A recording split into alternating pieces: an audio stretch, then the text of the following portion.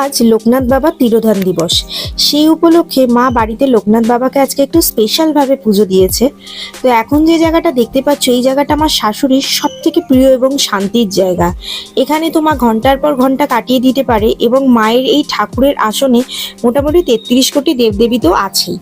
এখানে গোপাল থেকে শুরু করে সাই বাবা, অনুকূল ঠাকুর থেকে শুরু করে কৃষ্ণকালী মা সবাই রয়েছে।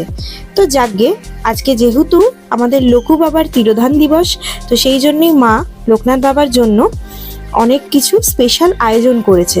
তো চলো চটপট দেখে নিই, আগে ওনার স্নানটা দেখিয়ে দিই তোমাদেরকে।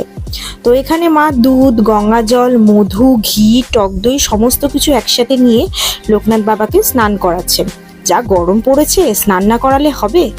তো তারপরে আমি ওখানে দেখতে পেলাম যে মা একটু গোলাপ টোলাপ ছড়িয়েছে, যাতে লোকনাথ বাবা একটু স্পেশালভাবে আমাদেরকে একটু ভালোভাবে আশীর্বাদ করে আজকের দিনে। তো শুধু লোকনাথ বাবা না, সমস্ত দেবদেবীর কাছে আমার প্রার্থনা, এত যে 33 কোটি দেবদেবী রয়েছে, তো সবাই আমাদেরকে একটু ভালো রেখো এবং তোমরাও ভালো থেকো। তো দেখতেই পাচ্ছ মা এখানে কত রকমের মিষ্টি, আম, তালের শাঁস, কালো জাম, যা যা আর কি পছন্দ করে, ওনার স্পেশাল দিন বলে কথা, তো সব কিছুই আয়োজন করেছে।